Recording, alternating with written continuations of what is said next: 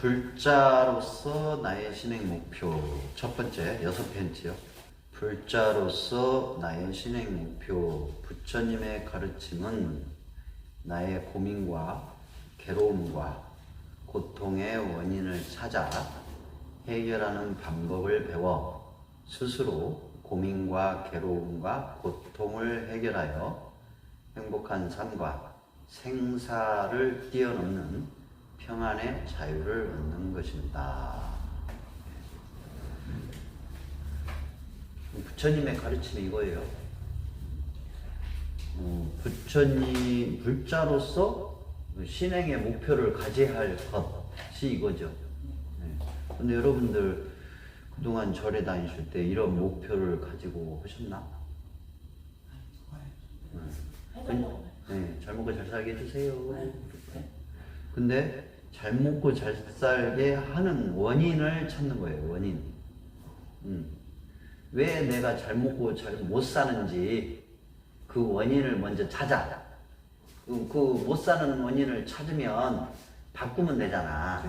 잘 사는 원인으로 바꾸는 방법을 배우는 거예요.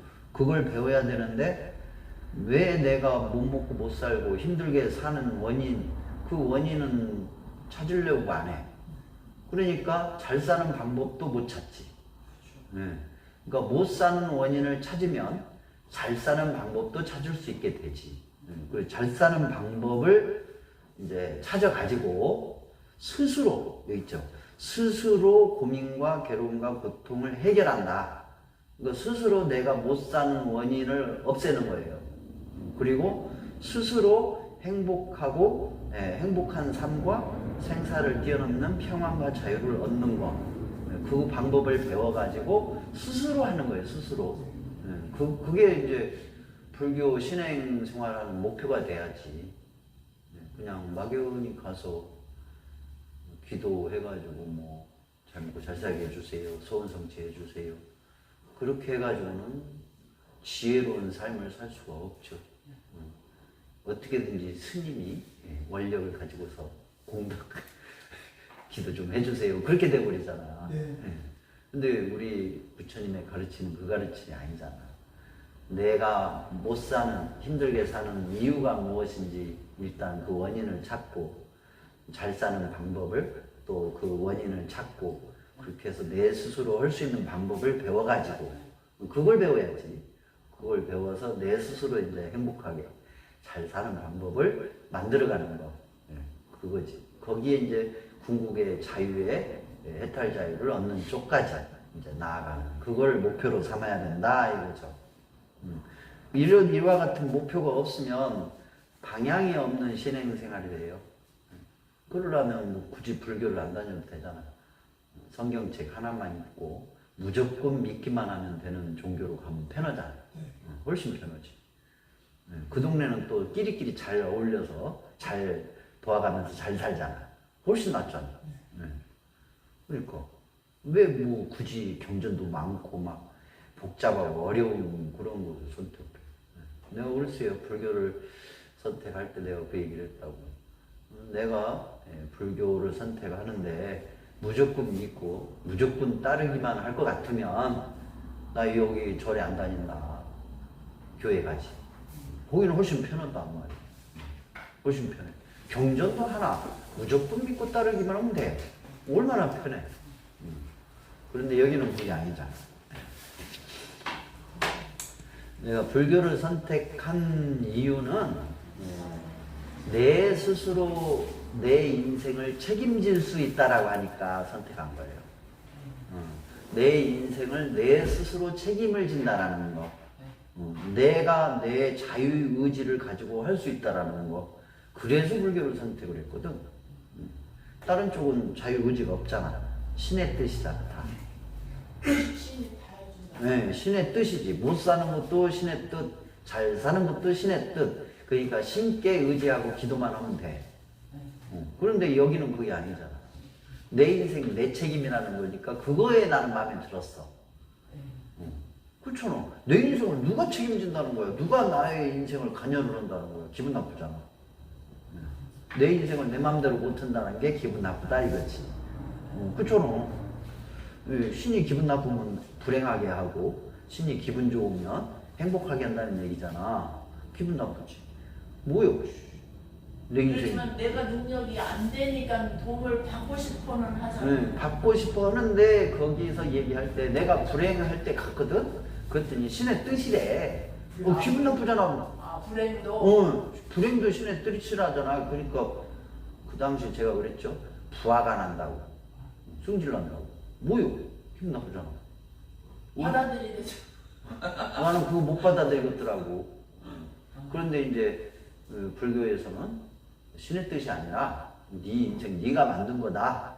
네 책임이다. 잘 살고 못 살고도 네가 만드는 거다. 그러니까 이제 그때서 받아들여지더라고. 지금의 제가 이렇게 사는 것도 제가 만든 거지. 그렇지. 그거니까. 자, 우리가 살면서 겪는 고민과 괴로움과 고통은 약육강식의 법칙의 논리 세계에서 발생하는 고민과 괴로움과 고통이 있고, 약육강식의 법칙으로는 도저히 이해가 되지 않는 고민과 괴로움과 고통이 있습니다. 이 얘기는 뭐냐면, 원래 이치적으로 보면은 약육강식의 법칙이 아니에요. 그런데 얼른 봤을 때 우리가 그냥 깊이 성찰하지 않고 우리 이 생활 속에서 일어나는 모든 괴로운 일들, 그런 게 얼른 보면 약육강식 같이 보이잖아. 내가 돈이 많거나 권력이 세거나 큰 명예가 가지고 있다면 나한테 이렇게까지 기분 나쁘게 할 사람이 아닌데, 내가 힘이 없으니까 나를 무시해가지고 말이야 기분 나쁘게 하고 막 그런, 그러니까 지가 강자고 내가 약자니까 내가 당하는 현상은 이제 약육강식의 법칙이잖아요. 그렇게 보이잖아요. 네. 내가 없으니까 억울하게 당한다. 그게 이제 약육강식의 법칙이거든. 힘이 없다는 얘기니까 돈이 없든 권력이 없든 뭐가 없는 거야, 힘이.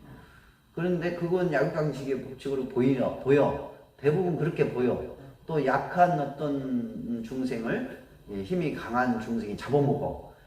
고양이가 병아리를 잡아먹는다 이거야. 그럼 그거 약육강식으로 보이지. 네. 뱀이 개구리를 잡아먹어. 그거 약육강식으로 보이고, 힘이 무력이 센 나라가 힘이 약한 나라를 무력으로 전쟁을 일으켜가지고 나라를 뺏어. 그것도 약육강식으로 보여. 사자가 사슴을 잡아먹는 것도 약육강식으로 보여. 그거 약육강식으로 보이는데 모든 게 다 그런 식이라면 나도 할 말이 없어. 근데 어느 날 텔레비전을 보니까 고양이가 뿅아리를 키우고 있어. 보호하고. 같이 잠을 자. 그 말이 돼? 약육강식의 논리가 안 맞잖아. 희한한 일이네. 희한한 일이야. 사자하고 강아지하고 같이 자. 같이 놀아. 그 약육강식이 안 맞잖아. 또 부자 나라가 가난한 나라하고 사이좋게 지내면서 가난한 나라를 잘 돌봐주기도 해. 지원도 하고. 그 뭐야 그거. 약육강식이 안 맞잖아. 그리고 권력 있는 사람이 권력이 없는 사람 편을 들어줘. 이상하네.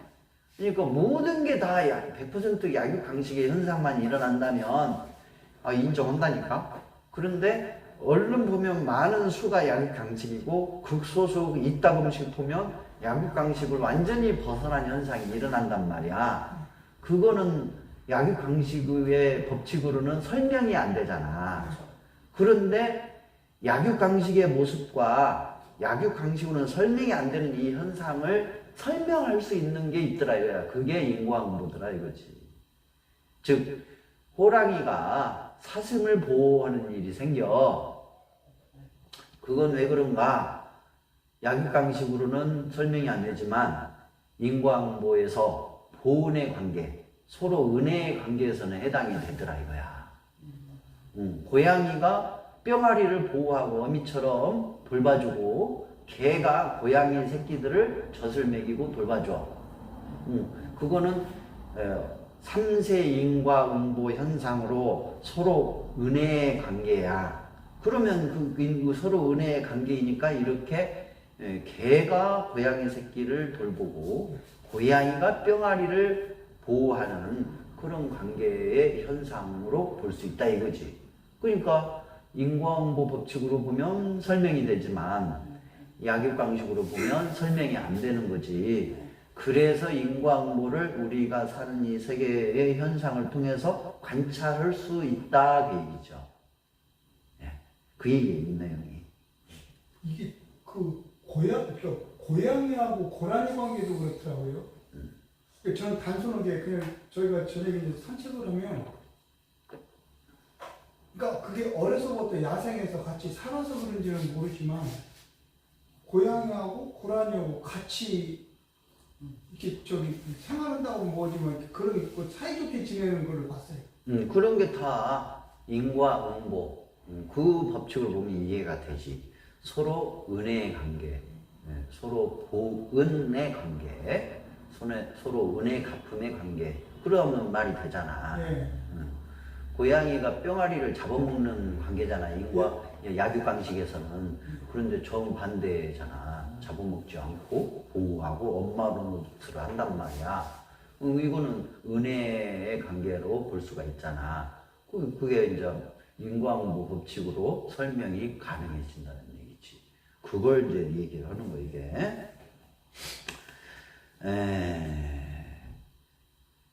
예를 들자면 사회의 경쟁 속에서 밀려나가지고 받게 되는 고민과 괴로움과 고통은 약육강식의 법칙의 논리에서 오는 고민과 괴로움의 고통을 쉽게 이해할 수 있습니다. 그러나 우연이나 운명이라 표현하는 인과관계의 인연이나 사건 또는 현상에 의하여 일어나는 고민과 괴로움의 고통은 이해할 수 없고 받아들이기도 힘듭니다. 그러니까 내가 잘못해가지고 내가 밀려나가지고 강자의 세계에서 약자로 돼가지고 받는 고통은 이해가 돼.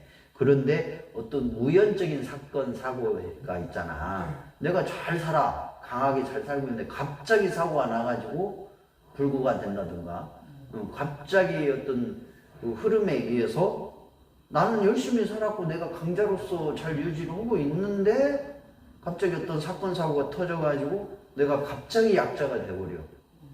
그런 건 설명이 안 되잖아. 근데 그런 내용이게. 그래서 무조건 의지하는 샤머니즘의 신앙이나 사람들은 이제 이해가 안 되니까 약육강식의 법칙으로 살다가 그런 어려운 상황이 갑자기 일어나면 무조건 의지하는 샤머니즘 시장, 그러니까 무속이에요. 무속. 문명의 종교적 신앙의 초월적인 존재, 힘에 의지하여 안주합니다. 그게 이제 샤머니즘이라는 것은 무당, 무교, 무속 신앙이고, 이제 문명의 종교적 신앙, 이거는 이제 소위 말하는 종교라고 인정받는 큰 어떤 집단, 종교 집단을 얘기하는 거예요. 뭐 기독교, 가톨릭, 뭐 이슬람 이런 식으로. 거기에서는 초월적인 존재를 신으로 보시죠. 신. 거기에 무조건 의지하죠. 그 심에. 그런 게 이제 의지해서 안주를 하는 거예요. 이안을 삼는 거지. 이안을 삼는데 이와 같은 형태로 불교에서도 이런 신행 생활을 하죠. 이안 삼는 거에만 집중적으로 하는 경우가 있잖아요. 가서 절에 가서 108배하고 기도했으니까 나는 이제 잘 될 거야. 이안을 삼잖아. 아직 잘 되진 않았는데도. 그러니까 그런 식이죠. 그러나 신앙의 초월적인 존재의 힘에 의해 의지하여 안주하여 행복하게 살아가면 좋겠지만 그렇지 못한 사람들 또한 많이 있습니다. 다 그런 초월적인 존재에 의지해서 다 잘 살면 좋겠지만 그렇지 못한 사람도 있다는 얘기지. 가서 기도하고 의지할 때는 좋았는데 집에 와서 잘라고 그러면 밤새도록 잠도 한숨 못 자고 힘들다든가, 가서 기도하고 그럴 때는 참 편안했는데 집에 오자마자 바로 가족과 불협화음이 일어난다든가, 뭐 그런 일들이 있잖아요. 그러니까 이게 안 맞다라는 얘기지. 그래서 스스로 자신의 고민과 괴로움과 고통을 해결하지 못하고 신앙으로도 고통을 해결하지 못하여 고민과 괴로움과 고통 속에서 힘겨운 사람들에게 제시할 수 있는 것이 바로 그러니까 세속적인 입장에서 스스로도 해결을 못하고 신앙으로도 해결을 못했어. 이런 사람들한테 바로 부처님이 가르쳐준 새로운 관점에서의 이 세상의 원리와 법칙에 입각한 나의 고민과 괴로움과 고통의 해결 방법이 있다 이거예요. 그것이 바로 업과 인과응보와 인과연기, 고성제, 집성제를 통찰하며 나의 고민과 괴로움과 고통의 원인을 알 수 있게 되고 십선업과 활정도로 스스로 행복과 평안을 만들 수 있는 방법입니다. 자, 부처님께서 제시한 내용이에요. 그러니까 나 혼자 세속적으로 약육강식으로 강자가 돼서 내 고민과 괴로움을 해결을 해. 그런데 그거 실패했어. 또 무조건 믿는 신께 의지를 했어. 근데 그거 가지고도 실패했어. 그 대안으로 진리의 법칙으로 부처님께서 제안을 한 거야. 그게 바로 이제 어배인과 무인과 연기, 그리고 고성제, 집성제, 멸성제, 도성제, 사성제, 요거를 알려준 거예요. 새로운 입장에서, 인과응보 법칙의 입장에서. 그게 십선업 활정도로 할 수 있다. 불자는 부처님의 가르침을 통하여 세상의 모든 중생들은 약육강식의 삶을 사는 것이 아니라 자신이 만든 업의 세계에서 살고. 저기 빨간 거 누르면 돼요. 보이스피싱인가 보구나. 불자는 부처님의 가르침을 통하여 세상의 모든 중생들은 약육강식의 삶을 사는 것이 아니라 자신이 만든 업의 세계에서 살고 있다는 것을 확인하여, 이제 스스로 확인해 보는 거예요. 자신의 삶과 주변 사람들과 뭇 중생들과 자유롭고 행복하게 살며 나아가 불교의 궁극적 목표인 해탈 자유를 얻는 것을 목표로 삼아야 합니다. 이와 같은 목표로 삼아야 돼. 내가 불자로서의 신행 목표가, 절에 다니는 목표가, 자, 불교를 믿는 사람이란 삼보, 즉 부처님과 부처님의 가르침, 그리고 불교 수행승을 믿는 사람입니다. 부처님의 가르침을 듣고 배워 생활 속에서 실천하고 믿음이 두텁고 물러남이 없으면 행복은 자연히 따라오는 것이 불교, 즉 석가모니 부처님의 가르침이라는 것을 이해하고 알아서 행복을 만들어가는 것입니다. 따라서 불자는 부처님의 가르침에 대한 자부심과 긍지를 가져야 합니다. 이렇게 하면 당연히 부처님의 가르침에 대한 자부심도 생기고 긍지도 생기겠죠.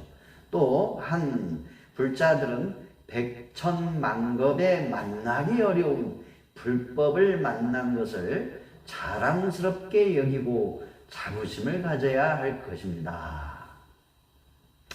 불자들은 부처님의 가르침을 배우고 이해하고 잠깐만. 자, 여러분들, 내가 불자라고 해서 목에 칼이 들어와도 자부심을 가지고 있고 긍지를 가지고 있나? 있었나? 그렇게까지는 없었을 거예요. 목에 칼이 들어와도 내 죽음 앞에서도 이 불자로서 부처님의 가르침을 만난 거에 대한 그런 자부심과 긍지가 꺾이지 않는 그런 것이 있어야 돼요. 그 정도는 돼야 돼. 왜? 진리의 가르침이니까. 유일한 진리의 가르침이니까. 그렇게 이해가 돼야 돼요. 저는 지금 네. 2차돈 순교했죠. 네. 네. 역사적으로 보면 신라의 2차돈이 불교를 국교로서 받아들이고 싶은 거야. 진리의 이건 가르침이다. 그런데 그 당시에 이제 무교가 있었죠. 토속신앙. 신라에서는 반대를 했어. 안 된다. 이제 신라의 모든 사람이 그런 건 아니고 지배계층이 그런 거예요. 밑에 평민이나 하층민들이야 뭐 종교에 관심 없어. 당산나무 가서 기도하는 게 짱이야. 그런 사람들이니까. 그런데 이제 2차돈이 불교 공부를 하고 보니까 이건 진리의 가르침이고 이걸 우리가 받아들여야 된다. 국교로. 그런 입장이었지. 그런데 이제 다 반대를 하니까 2차돈이 희생을 하는 거야. 자기 목을 내놓는 거지. 목숨. 내가 이 불교를 믿고 의지하고 배우고 수행하는 국교로서 하나의 또 국교의 신앙으로서 나라의 신앙으로서 받아들이는데 나는 내 목숨을 내놓겠다라고 이제 하는 거예요. 그러니까 그것도 왕한테 얘기를 해. 그러니까 왕이 야 그렇게까지 할 필요 있냐 그런 거죠. 그러니까 2차돈이 아니다고 꼭 그렇게 해달라고. 그래서 회의를 해. 불교를 받아들이는 거를 이제 제안을 자꾸 하는 거지 2차돈이. 그러니까 다른 신하들이나 다른 지배계층이 계속 반대를 해. 그러니까 이제 왕이 야 다 반대하는데 꼭 불교를 받아들여야 되냐? 아닙니다. 그래도 받아들여야 된다. 야, 이 나라의 모든 대신들이 다 반대하는데 너는 왜 자꾸 그렇게 억지 부리냐? 너 말 안 들을 거야? 아닙니다. 그래도 해야 됩니다. 너 왕의 말을 안 들었으니까 너는 죽어라. 그래서 이제 죽이는 거예요. 공개 처형을 해요. 그래서 많은 대중인남 이제 야외에 가서 이 교수대가 아니라 이제 죽이는 그 대를 만들어 가지고 거기서 목을 쳐. 목을 잘라 가지고 죽이는 거예요. 목을 탁 자르니까 거기서 하얀 피가 솟았다는 전설이 있어. 피가 쫙 솟구쳐 가지고 분수대 마냥 이렇게 쫙 솟으니까 사람들이 이제 너무너무 무서웠잖아. 야, 저 불교가 보통 종교는 아닌가 보다. 받아들여야 되겠나 보다. 그렇게 해서 받아들였다는 전설이 있어요. 근데 중요한 거는 피가 솟구쳐서 받아들이는 것보다는 2차돈의 신념. 이건 확실한 진리고 내가 그 가르침에 목숨을 내놓을 수도 있다라는 그런 확실한 실천적 신념. 그것이 사람들에게 감동을 준 거예요.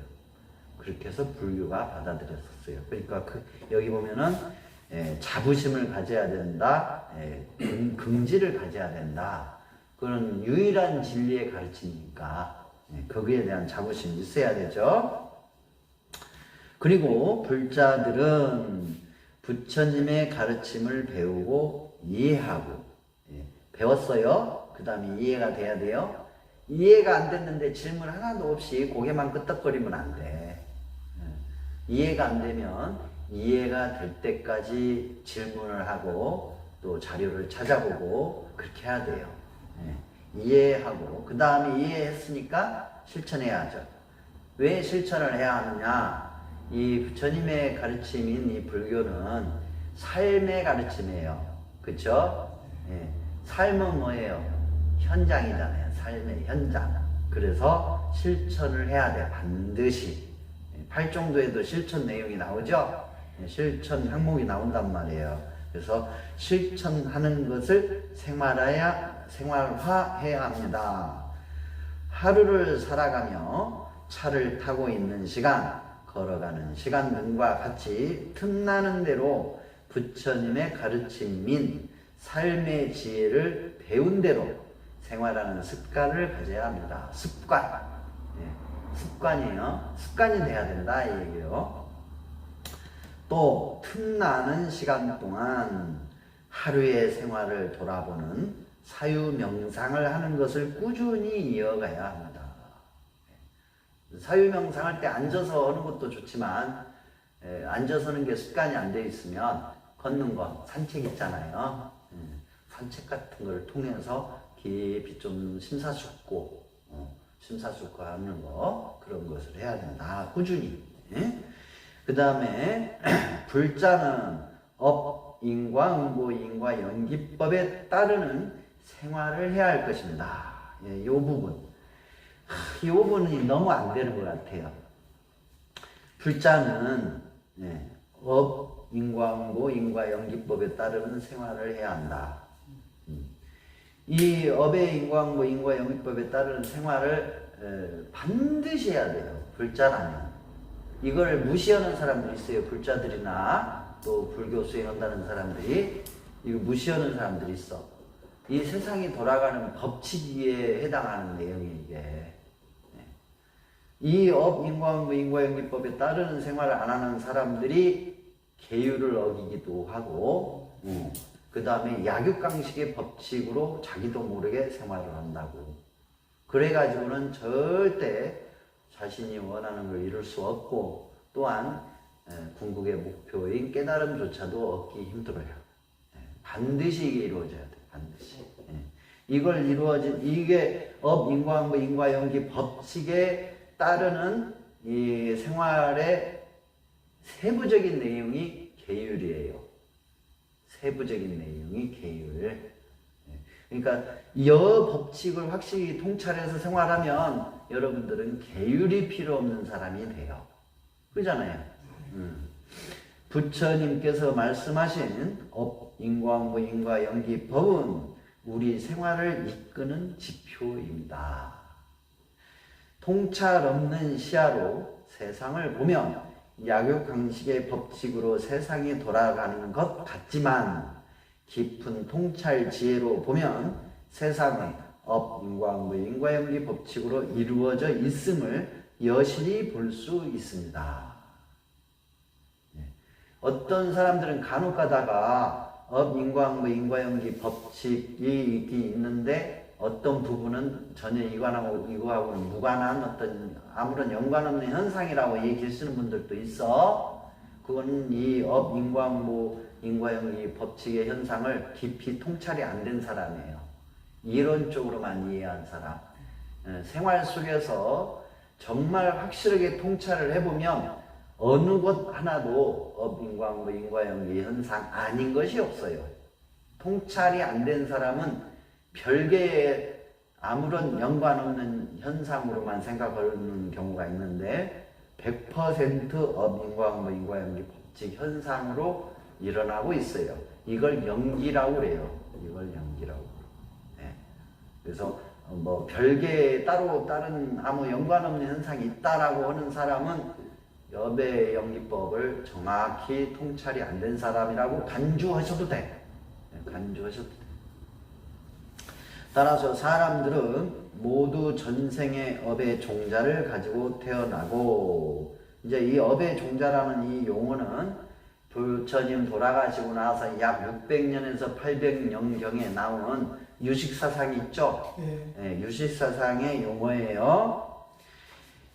가지고 태어난 이 세상에서 지은 업을 가지고 갑니다. 이 세상에서 지은 업을 같이 가지고 가는 거예요. 따라서 선한 원인을 짓기에 노력해야 합니다. 선한 원인에는 반드시 선한 결과가 따르고 악한 원인에는 반드시 악한 결과가 따르는 법이 이 세상의 법칙이라는 것을 잊지 않고 관찰하고 분석하고 사유하여 통찰해야 합니다. 소금물을 요걸 또 그 설명 스님들 중에도 요거를 또 이렇게는 선한 원인에는 반드시 선한 결과가 안 따를 수 있다라고 얘기하는 분들도 있고, 악한 원인에는 반드시 악한 결과가 안 따를 수도 있다라고 하는 분들도 있어요. 근데 부처님이 설명을 할 때는 그러지 않았어요. 반드시 선한 결과가 온다고 그랬어요. 단 시간의 차이가 있을 뿐이라고 얘기를 했어요. 근데 그렇지 않는 분들이 많고 통찰이 안 된 거지. 통찰을 해보면 정확해요. 즉 우리가 물컵에다가 소금 한 스푼을 넣었어요. 그러면 소금에 넣은 결과는 뭐예요? 짠맛이죠. 짠맛이 나는 결과가 나오잖아. 그러면 커피가 타져있는 물에다가 소금을 한 스푼 넣었어요. 그 소금의 짠맛의 결과가 일어나요? 안 일어나요? 덜 일어나요. 일어나지 똑같지. 원래 잘 들어봐요. 맹물에 소금을 넣거나 커피가 있는 물에 소금을 넣거나 똑같잖아. 그렇죠. 넣은 거는 똑같아요. 그리고 짠 그 비율, 우리 입맛의 짠 차이가 있을 뿐이지, 우리 혀의 미각의 짠 정도의 차이가 있는 것이지, 그 원리는 똑같은 짠맛일 거 아니야. 그렇죠. 그렇죠. 그 얘기를 하는 거예요, 이 얘기가. 여러분이 세상을 살면서 선업도 짓고 악업도 짓고 무기업도 짓고 선업도 짓고 악업도 짓고 무기업도 짓고 막 얽히고 설키고 하면서 살아왔잖아. 그러면 그 여러분 인생의 하나의 이 컵에 있는 물이라고 하면은 그게 무슨 물이야? 커피 물이야? 커피 물도 아니야. 짬뽕 물이야. 시궁창물. 그 시궁창 물에다가 선업이라는 설탕 한 스푼을 집어넣었어. 그러면은 이치적으로는 정확히 그 단맛을 내. 그렇죠. 그러나 우리 미각, 즉 우리 인생에서 그 단맛이 안 느껴져. 왜 안 느껴져? 짬뽕이니까. 이해가 가요? 네. 근데 통찰해서 관찰을 깊이 해보면 보여. 정확히 설탕 한 스푼의 단맛은 일어나고 있음이 보인다 그 얘기야. 나는 보는데 여러분들 못 보잖아. 왜 그래? 관찰을 안 했기 때문에. 평소에 관찰을 안 해봤잖아. 평소에 관찰을 많이 해본 사람 안단 말이야. 어떻게 알아? 요리로 내가 설명을 해줄게. 간이 안 맞아. 그래서 소금을 한 스푼 딱 더 추가했어. 그 맛이 탁 바뀌잖아. 네. 미원 한 스푼만 넣어도 탁 바뀌잖아. 여러 가지 고춧가루도 넣고 간장도 넣고 뭐도 다 넣었어. 예? 양념 마늘 다진 것도 넣고 막 대파도 쪽파도 썰어갖고 막 넣고 막 국물 넣었어. 그런데 간을 딱 보니까 맛을 보니까 좀 식은 것 같아. 그래서 소금 한 숟가락, 손가락을 이렇게 해가지고 싹싹 뿌리고 또 막 뒤집었어. 맛이 탁 틀리잖아. 예리하니까 알 수가 있어. 그쵸? 예리하게 관찰하는 능력이 생긴 거야, 미각이. 오랫동안 하다 보니까. 근데 일반 사람은 아냐? 몰라, 잘. 그렇죠. 그 차이일 뿐이야. 그러니까 소금 한 손가락으로 조금 들어가고 푹 집어넣고 쭈물럭거리는 그 원인은 반드시 일어나. 예. 그렇죠? 반드시 일어나. 못 느낄 뿐이지. 그렇지. 보통 사람은 못 느껴. 그러나 전문가는 알잖아. 이해가 돼요. 그러니까 미원 한 스푼 조금, 티스푼 조금 약간 살짝만 해도 그 미원 맛이 또 달라지거든. 똑같아요. 선업을 지으면 반드시 그 선업의 과부는 있어. 그렇게 있다 이거야. 그렇게 악업의 과부를 원인을 지으면 악업의 과부는 반드시 있다 그 얘기야. 여러분이 지금 괴롭고 힘들고 희노애락 속에서 인생을 살고 있어. 근데 악업을 지었어. 그러면 괴로운 일이 더 생겨. 근데 이방 뒤박죽이다 보니까 내가 악업을 지었는데도 괴로운 일이 안 생긴 것처럼 느껴. 즉 무슨냐면 소금으로 간을 맞췄어. 거기다가 소금 한 테기를 더 넣었어. 그러면 잘 못 느껴.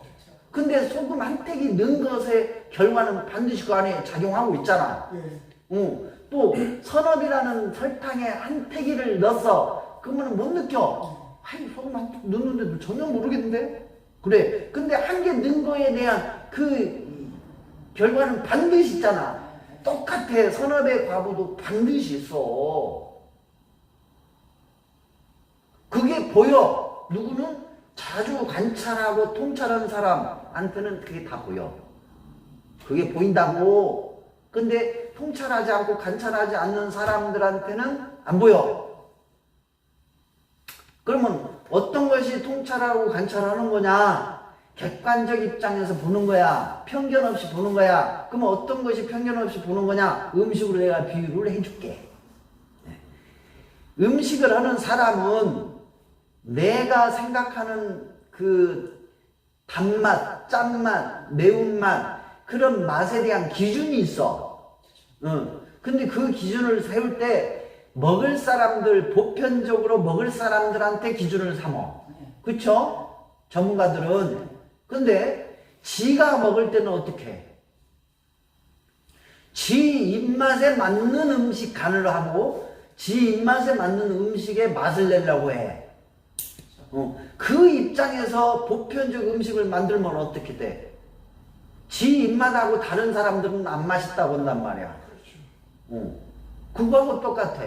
음식에 들어가는 양념이나 모든 것을 객관적으로 볼 수 있으려면 내 입장의 편견을 놓고 보는 거야. 똑같아. 선업의 현상, 악업의 현상이 삶 속에서 일어나는 걸 보려면 내 고정관념을 놓고 봐야 돼. 근데 내 고정관념, 선업을 지었는데 내가 100만 원이 생길 거야 라는 고정관념이 있어. 근데 지가 진 선업은 10,000원어치도 안 된 선업이었어. 10,000원어치도 안 된 선업을 딱 지어놓고 100만 원이 안 들어와요. 그래. 선업 지었는데도 아무 효과 없어요. 근다 이거야. 근데 100만 원도 10,000원도 기준을 삼지 않고 선업의 과보 현상만을 관찰하는 입장이 되면 이 선업을 지었더니 1,000원어치 과보가 일어나네. 보여. 근데 100만 원을 생각하고 있는 사람한테는 절대 1,000원어치 현상이 일어나는 것을 볼 수가 없어. 욕심. 그래. 방생 잉어 10마리 하고 알벤 잉어 10마리 하고 허리 아픈 것이 낫기를 바래. 절대 몰라. 과부 현상이 안 일어나. 있는 것처럼 보이는 거야. 그런데 그러한 고정관념이 없이 내가 알벤 잉어 10마리를 살려진 그 과부 현상이 일어나는지 안 일어나는지 그거를 관찰하고 있으면 보여. 왜? 그걸로 허리 아픈 것으로 작용이 안 되고 아직 거기까지는 안 되고 내 가족이나 내 직장에서 좋은 일이 일어나는 거 그걸로 변형이 돼서 오는 것을 볼 수 있다 이거야. 또 허리에도 영향을 줘. 근데 어떻게 되냐? 조금 나아진 것 같은 영향을 준다 그 얘기야. 또는 거기에 이 허리를 잘 낫게 해줄 수 있는 의사 선생님과 새로운 의사 선생님과 인연이 되게 해. 그런 식으로 다양한 방식으로 나타난단 말이야. 그걸 내 고정관념으로 허리가 뿅 낫겠지 하는 상상을 하고 방생을 하면 그 현상이 일어나는 걸 알 수가 없어. 못 봐. 똑같아. 음식 하는 거야. 이해가 아주 싫어. 그래서 통찰을 항상 하라는 얘기가 그 얘기야. 이해가죠? 네. 자, 통찰이 없는 시야로 세상을 보면 약육강식의 법칙이고 세상이 돌아가는 것 같지만 통찰 지혜로 보면 세상은 업, 인과, 무인과 연기 법칙으로 이루어져 있음을 여실히 볼 수 있다. 이거 잊지 말시고요. 그리고 선한 원인에는 반드시 선한 결과가 따른다. 이거 놓치면 안 돼. 악한 원인에는 반드시 악한 결과가 따른다. 이 컵에 커피가 있는데 여기다가 소금을 한 스푼을 넣었어. 아니 소금 한 팩기를 넣었어. 몰라. 그러나 그 소금의 짠맛은 반드시 여기에 일어나고 있어. 그걸 잊지 마라 이게. 그걸 관찰하지 못하면 어떤 얘기를 하냐. 선한 원인을 지었는데도 선한 결과가 반드시 안 일어날 수 있다라고 얘기를 하는 거야. 그거는 머리에서 짜고 굴린 거야. 뇌피셜. 여기 커피가 있는 이 컵에다가 소금 1개를 넣었는데 2만원 거 하나 1,000이라면 소금 안 왔는데 짠맛이 추가가 됐을 거 아니야. 우리는 못 느끼지만. 그러니까 통찰이 제대로 안 된 사람은 안 일어나는 걸로 생각을 한단 말이야. 그러나 통찰이 이루어진 사람은 그거 알지. 정확히. 알았죠? 네. 그걸 잊지 말고 관찰하고 분석하고 사유하여 통찰해야 합니다. 불자는 도덕적 생활에 있어서 다른 사람의 모범이 될 수밖에 없는 사람이 되어야 합니다. 나 이거 정말 나는 이게 마음에 이 내용이 너무너무 중요하다고 보기도 해요. 예. 불자는 도덕적 생활에 있어서 다른 사람들의 모범이 될 수밖에 없는 사람이 되어야 합니다. 이렇게 될 수밖에 없어요. 그렇잖아.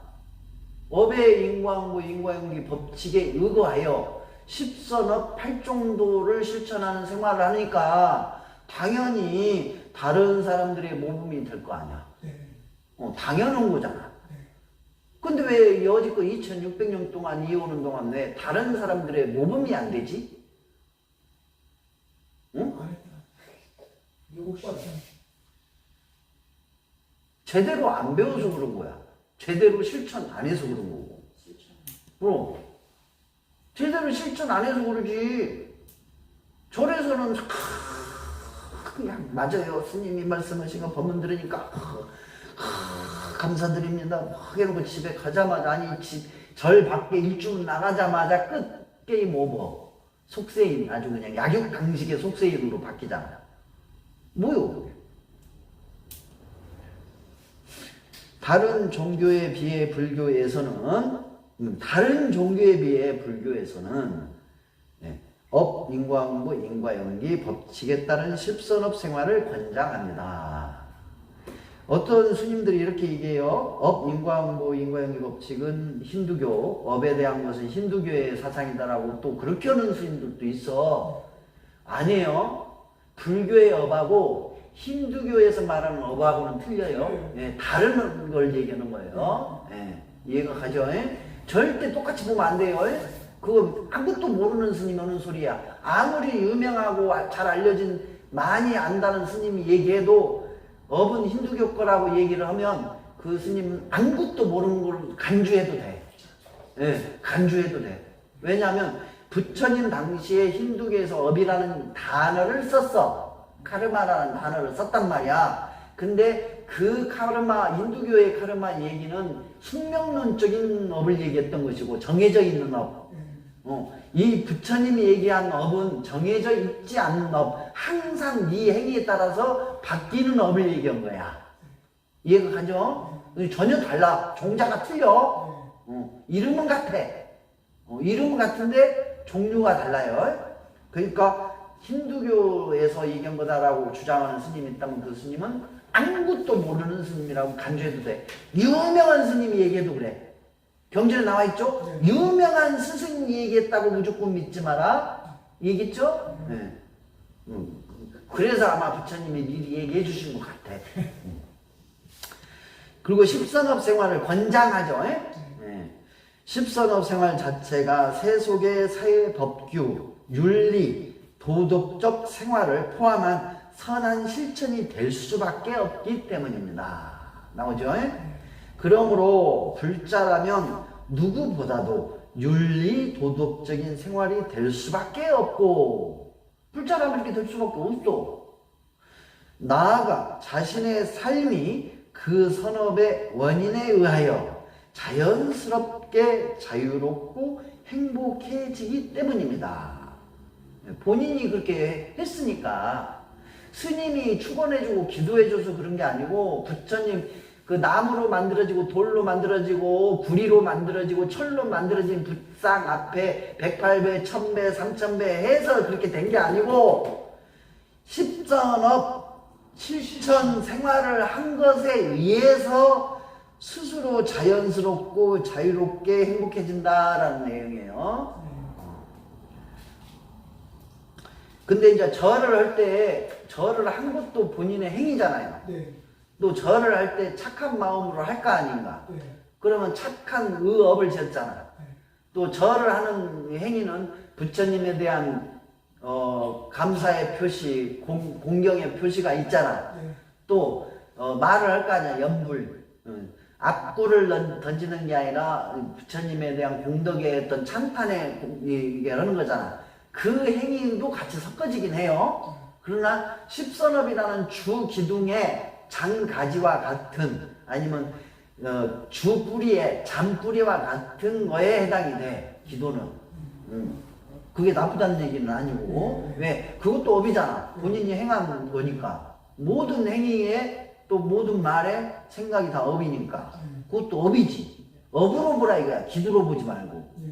본인이 행한 선한 업, 기도를 예? 예. 이거 가요? 예. 그렇게 하면 이제 기도 재밌어져. 예. 기도 곧 업으로 보라는 그럼 그치, 말씀. 업으로 보란 말이야. 기도는 별개가 아니야. 예. 기도도 업이야. 기도할 때 불전함에다 돈 넣지. 예. 또 보시함에다가 넣는다든가 하잖아. 예. 그러면 보시하는 거잖아. 예. 그것도 업이야. 무슨 업? 복지는 업이잖아. 그러니까 그게 주가 되면 안 돼. 십선업이라는 것이 주가 돼. 거기에 작은 가지나 뿌리처럼 기도도 하나의 방편이야. 복이라는 업을 짓는 방편. 이해가요? 예. 그래서 기도는 기도로 별도로 보지 말고 내 행위의 업으로 봐야 돼. 아, 이거 새로운 저 용어신데 기도니까 업으로 보라. 기도를 업으로 네. 봐야지. 네. 이 세상은 업의 인과행위 법칙이라잖아. 예. 그건 그것도 업으로 봐야지. 똥 싸는 것도 업이고 오줌 싸는 것도 업이고 숨 쉬는 것도 업인데 왜 기도는 내가 행위를 하는 거잖아. 기도도. 네. 그러니까 내 업이지. 근데 나쁜 마음 먹고 탐욕심에 막 드글드글 해갖고 기도하면 어떻게 돼? 업이 쌓여. 그렇지. 업이 쌓여야지. 그래서 내가 업으로 보라는 거야 기도를. 아, 이거 참 새로운 이론이에요. 이론이 아니고 사실이 그렇잖아. 나는 이론을 얘기하는 사람이 아니잖아. 아니 그러니까 엄밀히 한번 따져봐. 맞는 내가 틀린 말이야? 예, 맞는 말씀이죠. 근데 업은 받아들이기를 저희가 새롭게 받아들여요. 예. 업이란 본인의 행위, 말, 생각 그것의 행위에 대한 것이 업이라고 그러잖아. 네. 그러면은 기도도 행위잖아. 네. 기도도 말을 하잖아. 염불. 네. 기도도 생각하잖아. 네. 근데 이 생각할 때 탐욕심에 가득 들어가지고 기도를 하면 뭐예요? 무슨 업이요? 탐욕에 악업이 되는 거야 기도가. 그래서 기도 똑바로 하려면 기도는 업이라고 생각을 해야 되는 거야. 그래서 십선업을 바탕으로 한 기도를 해야 되는 거야. 새로운 거. 무엇이 새로워? 새롭게. 당연히 알아야 할 것들이지. 자, 그래서 도덕적 생활이 될 수밖에 없고 나아가 자신의 삶이 그 선업의 원인에 의하여 자연스럽게 자유롭고 행복해지기를 해지기 때문입니다. 부처님의 가르침의 목적은 부처님 가르침이 왜 우리한테 뭘 가르쳐줬냐? 목적. 그게 나오는 거예요 지금.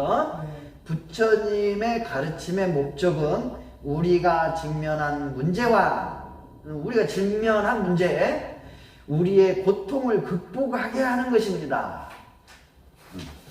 그렇잖아. 그러면은 부처님의 가르침에 따라서 뭘 배워야 되겠어? 부처님의 가르침의 목적은 우리가 직면한 문제 해결. 그죠? 그 다음에 고통을 극복하는 거. 그거잖아. 그러니까 불자가 돼가지고 내가 직면한 문제 해결을 못했다. 내가 직면한 고통을 극복을 못했다. 그러면 그 불자는 아주 그냥 엉터리 불자지. 그잖아. 엉터리 불자. 시간이 가면 갈수록 절에 다니거나 스님한테 이 법문을 들으면 들을수록 시간이 가면 갈수록 내가 직면한 문제가 해결이 더 돼야 되고 내가 직면한 고통이 극복이 돼야 할 거 아니야. 그러면 그게 안 되면 스님이 잘 안 돼요. 뭐가 내가 이렇게 생각하는데 이게 실천해봤는데 잘 안 되는 것 같아요. 자꾸 질문도 하고 왜 안 될까 연구도 해야 할 거 아닌가. 그냥 입 떡 벌리고 감이 떨어지기를 바라는 그런 신행생활을 하지 말라 그 얘기지. 따라서 불자의 생활은 곧 십선업 생활로 세속에서 자유롭고 행복한 삶을 사는 것이며 여기는 세속 불자를 얘기하는 거예요. 나아가 궁극적 자유인 해탈에 이르는 가르침을 실현해가는 데 있는 것입니다. 이게 불자의 모습이에요. 이게 신행생활의 모습이고 불자로서 이렇게 생활해왔나? 이렇게 생활해오지 않았을걸? 그래서 불자 불교 절에 다닌 지 20년, 30년, 40년이 돼도 이와 같은 지혜로운 생각을 못하고 끊임없이 기도는 별개의 것으로 생각하면서 살잖아. 기도 자체가 자기 자신의 업이라는 걸 모르고, 그러면 탐욕을 가지고 30년을 기도를 했으면 30년 동안 탐욕의 악업만 진 거야.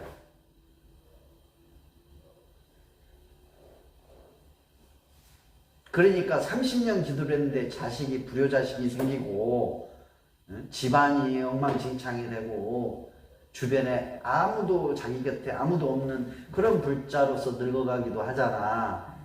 왜 그러냐면 선업이라는 것을 지지를 못했기 때문에 그러는 거야. 기도할 때 탐욕의 욕심이 아닌 모든 중생이 행복하게, 모든 중생이 자애경 있잖아. 그 부처님의 가르침에 자애경을 생각하면서 기도를 했다고 생각을 해봐. 30년 동안 인생이 완전히 달라. 운명이 바뀐다고. 완전히. 기도는 그렇게 하는 것이오. 기도는 나와 모든 중생이 행복하게 하여 주시옵소서. 나도 행복하는 거 들어있잖아. 나와 모든 중생의 소원 성취 원만하게 이루어지게 해 주시옵소서. 그런 보살의 마음으로 기도를 하면 30년이 지나면 이 후광이야만 생길 거야, 뒤에. 그저 개인적인 욕심만 가지고서 기도를 하니까 탐욕의 기도가 돼서 오히려 기도가 악업이 된 거야. 업의 인과응보 법칙이래잖아. 거기에 맞는 기도를 해야지. 앞으로는 그렇게 좀 신행생활을 하시고, 불자로서 부처님의 가르침을 믿고 따르고 실천하는 불자로서 자부심과 긍지를 가져야 돼. 그럼 그렇게 하면 되지. 그러니까 아무것도 아닌 사람들, 막 그런 사람들 뭐라고 그러면, 그래요. 네 똥 끌고 하고 넘어갈 수 있는 거야. 왜? 나에게는 자부심을 가질 수 있는 부처님의 가르침이 있으니까. 그렇게 이제 해봅시다. 그리고 두 번째, 불교의 세계관과 중생의 시초까지만 할게요, 오늘은. 왜냐면 그 뒤에 나오는 욕계, 색계, 부색계, 삼계 세계관이 나와 있는데, 이건 머리가 좀 아파, 일반 분들은. 또 설명하기도 복잡해요. 막 숫자가 많이 나오고 무엇이 어쩌고 하니까, 이건 별도로 내가 교재를 지금 만들고 있어요. 삼계관에 대해서 별도로 교재를 지금 만들고 있으니까, 그 완성이 되면 그때 별도로 하고, 업력의 세계관에 대해서 보고 마치도록 할게요. 업력의 불교의 세계관과 중생의 시초 부분의 업력의 세계관. 육도 중생의 세계는 약육강식의 세계가 아니라 자신이 만든 업의 세계 속에서 살고 있으며, 이제 이 말 이해가 가죠?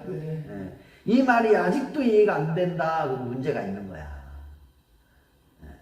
제발 좀 여러분들 스스로 자신이 만든 업의 세계에서 살고 있다라는 걸 좀 알았으면 좋겠어. 빨리 좀 확실하게 알았으면 좋겠어. 그러면 남을 원망 안 해. 제대로 확실하게 통찰이 이루어진 사람은 남 원망을 안 한단 말이야. 지가 만든 세상에서 일어난 현상이라는 걸 아니까. 지가 그려놓고 남 탓을 해. 그림 하다가 그림 탓을 하는 거야. 지가 그려놓고. 그거하고 똑같잖아. 자, 그리고 기억하고 있는 업의 현상과 기억하지 못하는 업의 현상 속에서 살고 있다. 자, 우리가 살면서, 지금까지 살아오면서 기억을 다 못하잖아요. 또 무의식 속에서 행한 것이 많아. 아까 잉어 이렇게 수족관에서 건져서 넣을 때 그 모든 과정이 120프레임 슬로우 비디오로 다 기억하나? 다 기억 못하죠. 초당 30프레임이잖아, 우리 시각의 인지 능력이. 그러면 잉어가 대가리가 맞았는지, 지느러미가 좀 찢겼는지, 비닐이 벗겨졌는지, 또 고통스러웠는지, 그런 거를 세세한 게는 알 수가 없잖아요. 좀 힘들었을 거라는 건 알지만 머리가 복잡하고 머리가 좀 찌기도 했고 답답하고 뭐 그런 것은 고통이 있었을 거라는 거는 알잖아. 근데 세밀한 부분은 몰라. 여러분들이. 그죠? 기억이 안 나. 근데 이게 오늘 것도 그런데 태어나가지고 지금까지 살아오면서 그런 세세한 기억을 하냐? 못해. 또 굵은 것도 기억 다 못해. 거다 잊어버렸어. 그냥 아련하게 추억으로 몇 가닥만 기억이 나잖아. 그럼 나머지 기억이 안 나는 그 업들이 작용을 하는데 내가 눈치챌 수 있겠어? 눈치를 못 채요. 그러잖아. 내가 뭘 하는데 갑자기 미끄러져서 탁 넘어졌어. 대가리를 탁 찧었네? 그 순간에 아 잉어 하고 생각이 나겠어? 생각이 안 나잖아. 응. 탁 치고 아 그리고 나서 바로 좋은 일이 또 생겼어. 아 잉어 그 생각을 하나? 못해. 근데 생각하는 방법이 있어. 그걸 알아차릴 수 있는 방법. 그게 사유명상이야. 깊이 심사숙고해서 깊이 명상에 들어가는 거. 산책하면서도 가능해. 깊이 사유해보는 거. 그걸 자꾸 하다 보면 나는 아까 그 짧은 순간에도 한 120프레임으로 찍었지. 그게 습관이 되면 찍어져. 120프레임으로. 그러다가 그와 유사한 현상이 딱 일어나잖아. 아, 그거 하고 딱 알 수가 있단 말이야. 근데 부처님은 그것이 어느 정도였냐? 세세생생 과거까지 다 알게 됐대. 그게 숙명통이야. 그리고 지금까지 온 그 업에 의해서 앞으로 미래에 어떤 식으로 전개가 될 수 있겠다. 얘가 지금 목포에서 서울 방향으로 가고 있네. 그게 보인대. 그래갖고 너는 나중에 서울에 도착할 거야 하고 얘기를 해주는 것이 숙이야. 방향을 보고. 근데 방향이 극단적으로 틀어질 수도 있겠지. 이제 특별한 어떤 계기가 되면 그게 이제 바로 성자를 만나면, 악인을 만나면, 극단적인 악인, 악한 어떤 인물을 만나면 극단적으로 변하고, 극단적으로 선한 인물, 즉 성자, 깨달은 사람을 만나면 변화가 또 일어나겠지. 방향이. 그게 이제 볼 수 있어. 그런 식으로. 자, 오늘 수차 대기 오고 있었죠. 그 수차가 바로 수산물 유통업체 차예요. 그게 이제 노량진 수산물 시장으로도 가고 부산, 대구, 대전 그렇게 큰 민물수산 업체로 가는 거예요. 그죠? 그게. 거기서 실어서? 실어서 수차에다 싣고. 완도에서 바닷고기 횟감을 서울 노량진 수산물 시장으로 가듯이 그렇게 간다고. 그럼 거기 가서 이제 또 소매상으로 가서 또 뭐 토막 내져가지고 즙 짜는 데 가서 액기스 짜는 데 가서 이제 그렇게 짜지겠지. 그런 식으로 이렇게 다 퍼져간다. 그런 과정이 우리는 이 눈치를 못 채, 인식을 못 한단 말이야. 그러니까 일어나는 현상도 쉽게 안 보이는 거야. 그래서 그걸 보는 연습을 자꾸 하려면 평소에 하루 일과가 끝나고 한 30분이라도 차분히 경행, 즉 산책을 한다든가 아니면 차분히 벽에다가 등 대고 이렇게 차분히 앉아서 뭐 자세 멋있게 앉아봐도 돼. 편안한 자세로 가만히 이렇게 눈 감고든 눈 실눈을 뜨든 그것도 마음대로 해. 근데 이제 하루 일과를 되새겨보는 거야. 하루 일과 중에 내가 혹시 악업을 진 것이 있는가, 또 선업을 진 것이 있는가, 또 어리석게 문명 속에서 산 것이 있는가, 그 회상을 하는 거야. 회상. 그러면서 자 이제 마음을 잘 이렇게 다스려서 내일은 또 부처님의 가르침에 따라서 올바르게 잘 살아야지. 그렇게 다짐도 하고 그런 시간을 한 30분, 20분, 10분 정도 가지라 이거야. 5분 정도. 5분도 괜찮아. 5분만 해도 상당히 길어요. 그렇게 가지란 말이야. 나 같은 경우는 하루에 1시간 정도 해요. 매일 하루에 1시간씩. 저도 그 호흡 관찰을 이렇게 하거든요. 30분 정도. 그럼 어느 순간은 한 10분 정도 이렇게 깊이 들어가는 걸 그래. 깊이 들어가면 5분도 괜찮아. 그렇게 하는 습관을 가지시라. 그리고 육도 중생의 삶들은 모두 각기 자신의 업의 세계에서 살기도 한다. 불교에서는 우리의 세계, 즉 중생세간과 기세간 모두는 각 중생들의 업력에 의해 형성되었다고 한다. 자, 여기는 두 세계가 나오죠. 중생세계과 기세간, 기운의 세계를 얘기하는 거예요. 형태가 없는 세계. 네, 왜냐하면 업력에 의해서 형성이 되는 건 세계니까. 네? 업을 벗어나는 것이 이제 깨달음이잖아요. 네. 그리고 업의 근원은 우리의 마음이기에 모든 것은 우리 마음이 만든 것이라고 한다. 여기서 이제 우리 유식학 쪽이에요. 유식학. 유식학의 언어로 표현하면 각 개인의 아래하실 업장식에 내장되었던 업의 종자가 과보의 싹을 틔우고 꽃을 피운 것이라고 한다. 근데 부처님께서도 카르마, 다음 생으로 연결되는 것은 카르마로 봐요. 다음 행위로 연결되는 것은 마음이지. 그렇죠?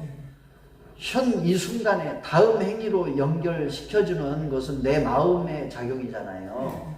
그러나 업이 또 새롭게 만들어지는 것은 내 행위, 내 말, 내 마음, 이거 세 개 가지고 간단 말이에요. 그러니까 업으로 연결되어지는 것은 마음이지만 업이 만들어지는 것은 세 가지다 이거요. 신구의 삼업. 그거 놓치면 안 돼. 또 그랬더니 어떤 사람들은 모든 것은 마음에 있다고 그러니까 마음만 바꾸면 돼 해가지고 한순간에 마음 바꿨으니까 나는 모든 업을 다 끝냈어. 소멸시켰어. 그래갖고 나한테는 악업의 작용이 안 일어날 거야. 그러다가 죽어. 그러니까 그 말도 일체 유심조라고 하니까 다 그런 식으로 얘기를 하는 거예요. 내가 그래서 하는 말이 부처님은 참 대단하신 분이야. 옛날부터 전해온 말이라고 해서 무조건 믿지 마라. 유명한 사람이 스승이 얘기했다고 해서 무조건 믿지 마라. 경전에 써있다고 해서 무조건 믿지 마라. 그거 다 나오잖아. 지혜롭게 판단해보면 되잖아. 지혜롭게 판단해보면 알 수 있는 거잖아. 앞뒤가 안 맞잖아. 아니, 사람들이 사는 세계 보면은 마음대로 막 살아. 응? 무절제하게 막 살아. 모든 것은 마음에서 있으니까 일체유심자고 해가지고 막 해. 그러면 앞뒤가 안 맞다라는 게 보이잖아. 그냥 부처님이 과연 저런 걸 가르쳐 줬을까? 그냥 느껴지잖아. 만약에 부처님이 가르친 거지 저런 거라면 나 안 믿을래, 나 안 받아들일래, 그럴 수 있잖아. 너도 나도 모두에게 이익된 걸 가르쳐 주셨다고 했잖아. 근데 지만 이익이고 다른 사람들은 이익이 아니야? 지만 이익이고 다른 중생들은 괴로운 일이 가르쳤어? 괴롭게 하는 것을? 그러면은 내가 부처님이고 부처님 하나님이가 가르쳤어. 난 안 받아놨지. 안 믿어. 그래야지. 그렇잖아. 부처님 얘기했잖아. 진리의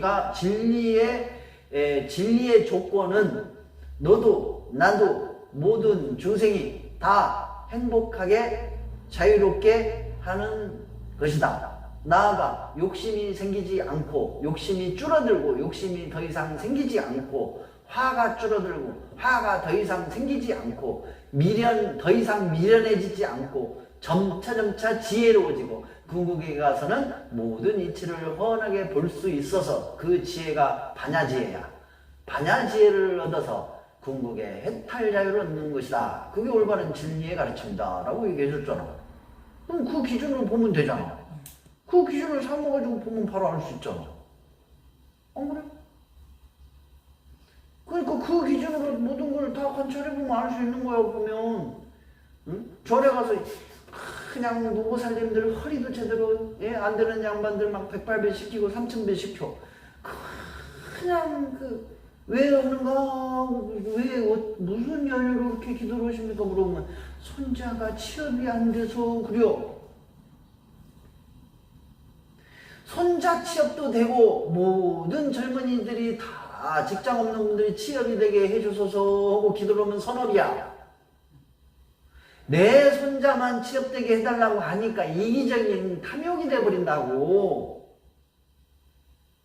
취업 기도를 하지 말라는 얘기가 아니야. 그럼 말이 안 되지 않냐. 모두가 다 취업이 되면 다 경쟁자인데, 경쟁자인 약육강식의 입장에서 취업 성취 기도를 한 거잖아. 그건 약육강식의 법칙이 적용이 돼버려. 그러나 모든 젊은 직장이 없는 분들, 직장에 오는 분들이 취업이 되게 해주십시오 하면 어떻게 된 줄 알아? 인과응보적 직장 취업이 이루어지는 거야. 각자의 선업에 맞게, 각자의 업에 맞게 다 취업이 되는 거라고. 그러면 내 손주가 지가 탐욕으로 원하는 직장은 안 되지만 지 업에 가장 적합한 직장으로 취직이 되는 인연이 만들어진다고. 그러니까 부처님의 가르침인 진리의 가르침의 입장에서 우리가 신행생활을 해야 한다 그 얘기야. 여태 그러면 엄한 기도만 하고. 나는 기도를 기도 잘 들어주셨어요. 나는 그 탐욕의 기도를 잘 안 했어요. 항상 모두가 이롭게 해달라고 그런 기도를 했지. 여기 송광사라고 가까운 데 있어요. 거기 가면 새벽 4시에 가. 매일 100일 기도를 겨울에 했었거든. 겨울에 법당 안에서 앉고 밖에 이제 부처님이 계세요. 밖에 야외 돌로 이제 조성한 그 야외에 가서 그 돌판이니까 얼마나 추워. 거기 가서 매일 108 배우고 왔어요. 100일 기도로. 소원 들어주시고 그렇게 좋은 길 인도하게 해주고 그렇게 해주시지. 그때 기도한 것도 들어있어요. 여러분 만나는 것도. 부처님의 나는 부처님께 은혜를 입었잖아.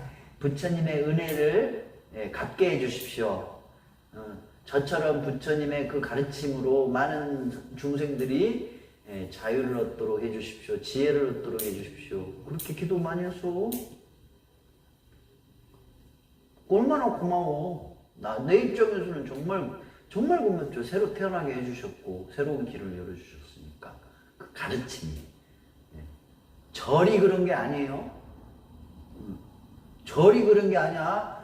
부처님의 가르침이 그런 거야. 가르침. 불법승 삼보 중에 불, 법, 그리고 승은 가르침을 전하는 승. 그 삼보에 나는 기일을 했어요. 확실하게. 그렇게 신행생활을 해야 된다. 불법승 삼보에 무조건 막연하게 불법승 삼보에가 아니라 부처님, 스승이신 부처님, 그 부처님의 가르침인 법, 그 법을 우리에게 전해준 스님, 이 삼보에 나는 기일을 확실하게 했다. 그런 불자가 돼야 된다. 이거. 그런데 승이 없어. 내가 보면 승도 없고 법도 없어. 부처님 불상, 그리고 기도해주는 스님. 부처님의 가르침을 전하는 스님이 아니라 기도해주는 스님. 그게 더 비중이 많은 것 같아. 그러니까 타의 모범이 되는 불자가 별로 안 나오는 거야. 불법승 가르치는 거예요. 전달해주는 거예요. 그래서 제가 가끔 물어봤어요. 그럼 이 불자들 되게 이기적이고 저만 한다고 지기도만 하고 다니는 거예요. 저거는 지기도만 하고 다니고. 그렇지. 이기적이고 오히려 각자 이기적인 사람들만 절에 다니는. 그래, 서로 이기적인 사람들이 모여서 끼리끼리 있으니까 서로 불협화음이 일어나고 시기 질투도 많고 축원을 해주는데 제 이름이 큰 소리로 안 나왔어요. 등이 없어. 제 등이 안 보여요. 등 있어. 축원하고 등이 안 보이는 게 그렇게 중요한 거야. 이기적인 입장이 돼 있으니까 그렇지. 저는 어느 순간에 그잖아. 등을 달든지 말든지. 나는 그랬어요. 스님들이 내 등을 달든지 말든지 관심 없어. 왜? 나는 등값을 드렸잖아. 그러니까 작용을 그 순간부터 할 거 아니야. 그러니까 안 달아도 나는 괜찮아. 왜? 스님이 등을 안 달았든 말든 난 관심 없어. 나는 부처님께 등을 올린 거니까. 등불이 밝혀지겠지. 내 인생의 등불. 아니 생각을 해봐요. 돈을 주고 등을 내가 산다는 개념이면 미쳤어. 왜 등을 사? 후라시를 사야지. 후라시를 사서 훨씬 더 밝은데. 안 그래요? 네. 물리적 등을 산 게 아니잖아. 물질적 등을 산 게 아니에요. 정신적인 등. 마음의 등불, 응? 지혜의 등불을 밝혀달라고 등을 켜는 거야. 물질적인 등을 살 것 같으면 그 환하지도 않는 등을 왜 사? 요즘 싸. 인터넷으로 싸고 좋은 거, 성능 좋은 거, 막 100m까지 환히 보이는 거 나와. 그것이 더 싸요. 등 하나 10만원, 5만원 하잖아. 10만원짜리 등 사봐. 100m가 아니야 500m까지 훤히 보여. 그놈 사갖고 다니면 되지. 안 그래? 마음의 등불을 밝혀주십시오. 지혜의 등불을 밝혀주십시오라는 마음의 등을 사는 거예요. 올리는 거지. 제가 스님 뵙고서 착각한 게 있네요. 뭐? 아 이제 기도도 효과가 없고 등도 효과가 없고 잠시 이런 생각을 또 했었거든요. 그러니까 내가 뭔 말 꺼내기가 무서워. 그러니까 잠시 그런 생각했는데 지금 오늘 또 다시 또 바뀌었어요. 늘 제가 그런 얘기를 해도요. 제 말을 기다면 안 자, 스님 말을 듣고 그랬으면 스님이 등을 안 답니까? 스님이 기도 안 합니까? 스님이 부처님 오신 날 되면 이 마당, 도량 마당에다가 등을 엄청 달잖아. 그죠? 고생해가면서 달잖아. 그거 왜 달궜어? 이유가 있으니 다를 거 아닌가? 단순하게 남이 다니까 다는 건가? 들을 사람인가 내가? 나는 그 다른 절에 다닐 때 내가 과거에 절에 다니는 곳에 가면요. 그 야외 이제 부처님 오신 날 한 달 전이나 보름 전에 이렇게 야외 등을 달아야 도로가에도 쭉 달잖아. 남들이 단다고 오기 전에 내가 가서 다 혼자 달았어요. 하루 종일. 좀 욕심 많았지. 왜? 내 인생의 등불이 이렇게 많이 켜지고 이 모든 사람들이 내가 달아준 이 등불, 지혜의 등불, 마음의 등불로 환하게 살기를 바랍니다 하고 그거 혼자 달고 다닌다니까. 그러니까 지금 제가 잘못 아는 게 그 마음의 등불이라는 그 단어를 지금 입력했어요. 그럼 마음의 등불이라고 생각 안 하고 이 등이 나한테 복을 주기만을 바라는 그 등이었거든. 그러니까 이제 착각이었지 또. 지혜의 등불, 마음의 등불, 나와 모든 중생의 지혜의 등불이 되게 해주시고 마음의 등불이 되게 해주시고 어려운 앞이 캄캄해지잖아요. 마음이 어려운 상황에 앞이 보이지 않는 분에게 등불이 되어주시옵소서. 그러면서 등 수백 개를 혼자 달았다니까 하루 종일. 그 등 다는 것이 힘드니까 작은 절 스님 같은 경우는 사람을 사요. 일용직을 사가지고 단다고. 나는 그런 데 찾아가가지고 혼자 다 달고 다녔어. 다시 배웠어요. 그러니까 지혜의 등불, 마음의 등불이 더 밝혀지는 과보를 내가 받아서 경전 보면 훤히 보이잖아. 무슨 뜻인지. 그 과보를 내가 바꿨지. 안 바뀌었어? 과보는 있으니까 반드시. 커피 잔에 소금 한 테기가 들어가 있을 거 아닌가. 참. 여기 와갖고 나는 벌써 등불을 켰잖아. 마음의 등불을. 지혜의 등불을. 응? 잘 봐. 여러분 내가 뭔 말하면 극단적으로 판단을 해. 스님은 기도는 별로 관심 없는 기도 엄청 온 사람이에요. 비가 와도 막 산속에 가서 지혜를 주셔서 감사합니다. 지혜의 가르침을 주셔서 감사합니다. 석가모니 부처님 진심으로 감사드립니다. 온 산하의 모든 중생이 석가모니 부처님의 그 지혜의 가르침으로 어리석은 무명을 벗고 대자유를 얻도록 진심으로 축원드립니다. 그런 기도 엄청 하고 다녔어요. 전수경하고 기도하고. 막 천둥 번개 치는 날도 비닐 갖고 다니면서 철물점에 가면 비닐 팔잖아요. 그거 갖고 다니면서 나는 천막 대신. 다른 사람은 산신기도로 다니잖아. 나는 부처님의 가르침에 감사하는 기도로 다녔었어요. 얼른 보면 저 인간 산신기도는 갑다 오겠지. 나는 달라. 이번에도 거기 바다 거기 가서 무슨 기도했어요? 삼보통총했어요. 석가모니 부처님에 대한 기도, 그리고 아미타 부처님에 대한 기도. 용왕 기도 안 했어요.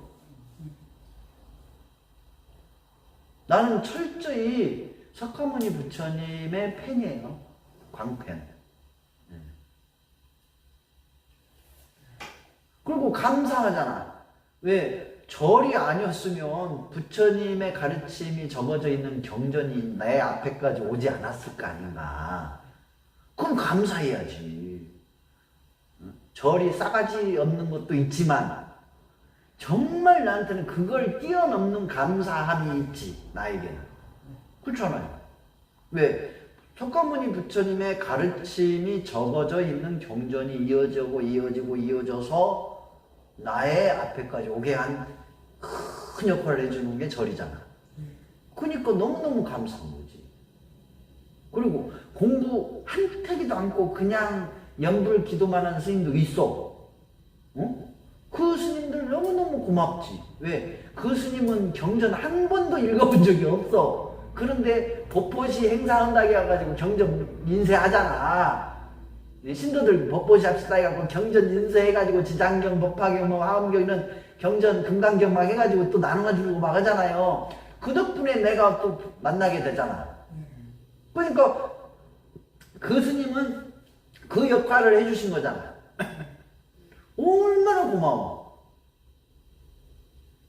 그러니까 나는 스님을 미워할 스님은 한 분도 없어. 스님을 비난할 스님은 나한테는 한 분도 없어요. 비난은 안 해. 때로는 비판은 해. 이 부분은 좀 이렇게 했으면 좋겠다라는 그런 비난이라는 것은 할 수 있지. 응? 비판은 할 수 있어요. 학술적으로 또는 종교적, 교리적으로. 그러나 비난은 안 해요. 왜? 그 스님들이 다 역할들을 하고 계시더라고, 저마다. 저마다 하고 계셔. 섬에 갔는데 교회가 딱 있어. 그 옆에 작은 남자 스님이 있어. 얼마나 고마워. 그 자체로 고맙잖아. 섬에 가봐. 절 없어요. 전부 교회야. 방생으로 가서 보면은 절 있는 섬 별로 없어요. 교회가 꽉 잡고 있어. 다 삐쭉삐쭉 올라가 있어. 십자가 있어. 그런데 어쩌다가 작은 섬에 조그만 남자가 있고 스님이 계시는 데가 있어요. 너무너무 고맙지. 반갑고. 그러면 그 자체로 그 스님은 대단한 거야. 큰 역할을 하고 있는 거요. 절이 어쩌고 저쩌고. 그 스님은 공부도 안 하고 아무것도 모르는 스님이고 그냥 일반인이었다가 작은 종단의 스님이 돼갖고 그런 식으로 그따위로 얘기하는 사람들이 있어. 그럼 거기에 교회를 세우리? 그와 같은 생각으로 해가지고 옛날 60년대 그런 일이 벌어져가지고 작은 동네마다 다 교회가 생겨버린 거예요. 절은 없어지고. 어쨌든 절이 생겼다라는 것은 1년에 한 번이라도 방생을 하잖아. 정초에. 또 어쨌든 그거 덕분에 부처님의 가르침이 알아듣든 못 알아듣든 반야신경이라도 퍼지고 법화경의 내용이라도 퍼지잖아. 그러면은 어쩌다가 지나가다가 우연히 듣고 확철대원은 사람도 생길 수 있다 그 얘기야. 그런 기회가 만들어지잖아. 그러니 그래서 어떤 경전 내가 봤는데 말세라고 그러나? 말법 시대에 가면 승복만 입고 댕해도 그 공덕은 어마어마하게 크다라는 부처님의 말씀이 나와요. 이제 절이라는 것도 없어지고 불교라는 것도 없어지고 경전도 사라진대. 완전 말법 시대가 되면 경전도 사라져 버린대요. 그리고 이 승복 입고 다니는 스님도 완전히 사라진대. 완전히 사라져 버린다는 거야. 그러니까 그런 입장에서 우리는 보면 그 역할은 다 정화하고 있는 거 아닌가. 그렇게 좀 우리가 넓게 봐야 된다 이거예요. 물론 비판해야 할 부분은 할 수도 있어. 그러나 비난은 하지 말자 이 얘기지. 그리고 무시도 해서는 안 되고. 여기 간판이 반야음으로 돼 있잖아요. 그러다 보면은 객승이 지나다닌다고. 객승이 와요. 여비 좀 달라고. 객승이 오면 여비를 좀 들여서 이제 보내거든. 근데 여비만 노리고 다니는 짝퉁 객승이 있어. 여비만 노리고 다니는 짝퉁 객승도 있어요. 그래도 스님으로서 대우를 해줘요. 알면서. 네, 훤히 보이지. 아이고, 몇 마디 딱 눈빛만 봐도 이거는 짝퉁 객승이다 아니다 다 보이지. 그래도 대우는 다 해줘요. 여비해서 봉투해서 드리고. 왜? 그게 부처님의 제자가 해야 할 거예요. 그게 왜? 아무 말도 안 하는 나무로 만든 불상에다가 봉투로 보시하면서 살아있는 사람이 와서 그렇게 보시를 원하는 눈빛을 보내는데 못할 리 없잖아. 돌덩이에다도 돈을 붙이는 판국에 살아있는 사람한테 보시 못해? 그랬어요. 식당에 왜 이렇게 지금 요새는 안 다니시던데 이렇게 다니시는 스님 옛날에 제가 의심을 엄청 했거든요. 그 의심을 할 필요가 없어. 그 의심을 하게끔 홍보를 한 게 뭐 종단에서 했어. 긴가 아닌가 그렇게 하고 다니는 스님들은 다 가짜다라고 모 종단에서 방송국을 통해서 그렇게 홍보를 했어. 세뇌교육을 당한 거지. 근데 이제 의심은 안 했는데 안 오시더라. 그러니까 그게 가짜 스님이든 진짜 스님이든 그게 중요한 게 아니야. 스님의 모습을 하고 왔잖아. 그러면 그냥 스님으로 내가 되어는 거야. 네. 그러면 내 업의 세계에서는 어떻게 스님이 된 거야. 그리고 여러분들 불상, 잘 만들어진 불상, 못 만들어진 불상, 플라스틱 불상, 은행나무 불상, 돌로 만든 불상, 청동으로 만든 불상, 철로 만들어진 불상, 다 불상으로 보잖아. 똑같아. 불상 보듯이 봐. 겉모습이 불상이면 불상이다 하잖아. 겉모습이 스님이면 스님이다 하면 되잖아. 그냥 또 따져. 내 업의 세계니까 내 업의 세계는 진짜 스님으로 만들어버리는 것이지. 그러니까 나는 스님, 가짜 스님인지 아닌지 보이지. 공부 안 하는 스님인지 공부를 한 스님인지 올바른 또 그 수행 생활을 하는 스님인지 아닌지 다 보이지. 나 자신을 항상 나도 돌아보면서 사니까 다 보이지. 그렇지만 그 상황에서는 그렇게 인정을 해드려야 맞지. 왜? 석가모니 부처님의 제자의 옷을 입었으니까. 제가 이런 경우가 한 번 있었는데 좀 오래된 일인데요. 절에를 갔는데 스님이 그 대웅전 뒤에서 막걸리를 사놓고 막걸리를 드시더라고요. 근데 제가 그다음부터는 그 절도 잘 안 가지만 그 스님으로 안 봐요. 잘 안 봐요. 그러니까 왜냐면 그게 진짜 우리나라 유명한 그 저기 중단이라고 스님이 그렇게 하셔요. 뒤에 가서. 그래도 그 스님은 뒤에 서니까 괜찮네. 그리고 그냥 그 스님으로서 인정을 그래, 이제 내가 거기 갈 일 있으면 스님으로서 인정하면서 가면 되고 갈 일이 없으면 안 가면 돼. 스님이다 아니다 할 필요도 없이. 그리고 그 스님은 그래도 뒤에서 막걸리 드셨잖아. 지금 이 시간에도 인류 호텔 눈사롱에서 아무도 모르게 그 사람들만 알게 비밀리에 몇 천만 원치 먹는 스님들 있잖아. 무슨 근거로 그래? 뉴스에 있다 혹시 나오잖아, 이절만 하면.